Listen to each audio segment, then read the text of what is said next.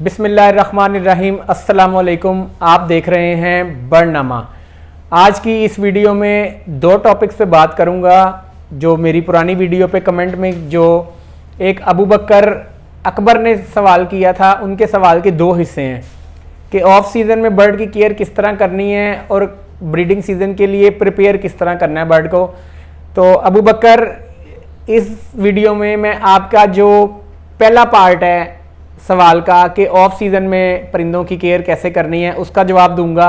और फिर next video breeding season के करीब एक वीडियो बनाई जाएगी जिसमें आपके दूसरे सवाल का जवाब दिया जाएगा। ये दोनों बड़े इंपॉर्टेंट जो हैं वो क्वेश्चन हैं, तो उम्मीद है कि इस वीडियो में मैं पूरा जो है वो आप लोगों को जो अपना एक्सपीरियंस है वो शेयर करूँगा।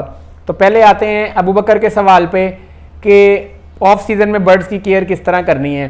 तो अब चूँकि गर्मी स्टार्ट हो गई है, तो जैसे ही बर्ड जो है वो ब्रीडिंग बॉक्स आप उतारते हैं, तो उसके बाद जो मेरी रूटीन है कि मैं कुछ देर तो उनको ब्रीडिंग केज में ही रहने देता हूँ। अगर आपके पास 2.5 फीट या 3 फीट का केज है तो एक पेयर ऑफ सीज़न में उसमें आराम से जो है वो रह सकता है, बशर्ते कि आपने बच्चे सेपरेट कर दिए हों।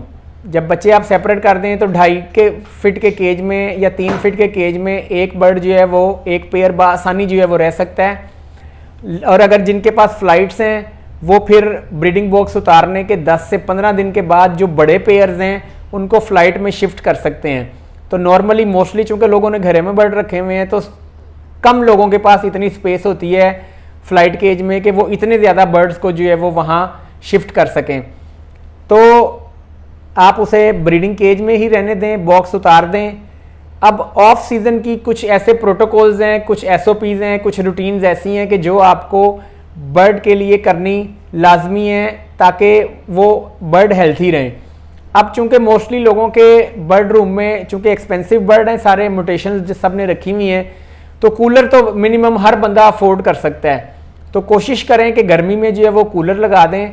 और बर्ड रूम में एक बात लाजमी आप जो है वो उसका मेक श्योर करें कि बर्ड रूम में आपके हवा घूमती रहनी चाहिए। मोस्टली होता ये है कि एक साइड पे अगर हमने एयर कूलर लगाया हुआ है तो जब हम जाते हैं बर्ड रूम में तो मोस्टली हम बर्ड एयर कूलर के सामने खड़े होते हैं तो हमें तो हवा लग रही होती है, हवा फील हो रही होती है।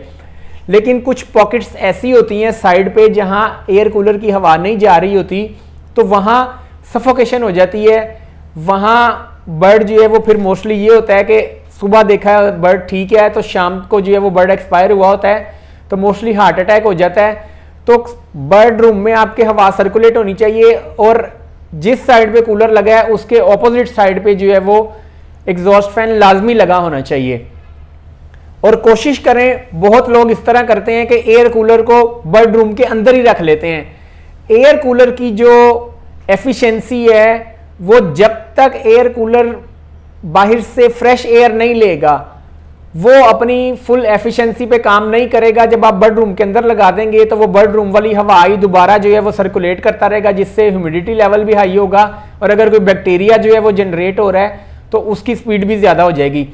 तो मोस्ट एफिशिएंट जो है वो एयर कूलर उस सूरत में है कि जब आप शेड के बाहर उसे लगाएं और उसकी हवा सिर्फ जो है वो अंदर आ रही हो। और कोशिश करें कि ब्रोमोसेप्ट जो है वो डालते रहें अपने एयर कूलर में, ताकि अगर कोई बैक्टीरिया या कोई इन्फेक्टिव चीज़ें या कोई वायरल कुछ अगर आए अंदर तो वो ब्रोमोसेप्ट से या विरकॉन एस उसमें डाल दें, ताकि कोई फंगल इन्फेक्शन भी है तो वो भी कोई चीज़ अगर प्रोड्यूस हो रही है एयर कूलर में तो वो भी जो है वो साथ साथ उसका हल निकलता रहे। तो और एयर कूलर के ऑपोजिट साइड पे आप जो है वो एग्जॉस्ट फैन लगाएं ताकि एक तरफ से कूलर की हवा आए और दूसरी तरफ से बाहर निकलती जाए।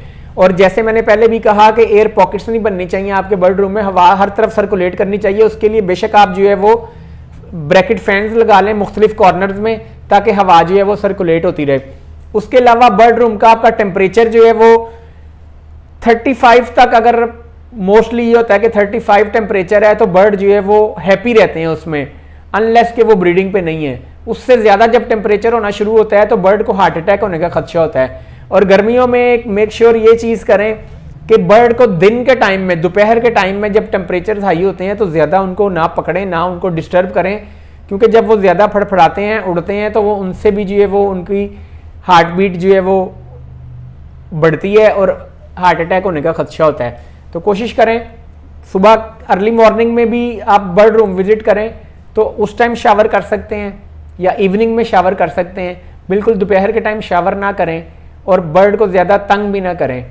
तो उसके अलावा चूंकि बर्ड ने पूरा ब्रीडिंग सीजन में सॉफ्ट फूड वगैरह इनटेक किया होता है तो फैट्स हो जाती हैं मोस्टली बर्ड्स को जो ब्रीडिंग पेयर होते हैं। तो वो एक जब आप ऑफ सीजन में उनको ब्रीडिंग बॉक्सेस उतार देते हैं तो कोशिश करें कि सॉफ्ट फूड फिर सर्व ना करें और मल्टीविटामिन भी जो है वो आप सर्व ना करें ताकि जो उनकी एक्स्ट्रा फैट है वो डिसोल्व हो जाए और वो बर्ड लीन हो जाएं। उसके बाद फिर उनकी तैयारी जो है ब्रीडिंग सीजन के लिए उस पर एक अलग से वीडियो बनाऊंगा। ये तो हो गई केयर बर्ड की ऑफ सीजन में। अब दुआ में याद रखिएगा। जज़ाकल्लाह, अल्लाह हाफिज़।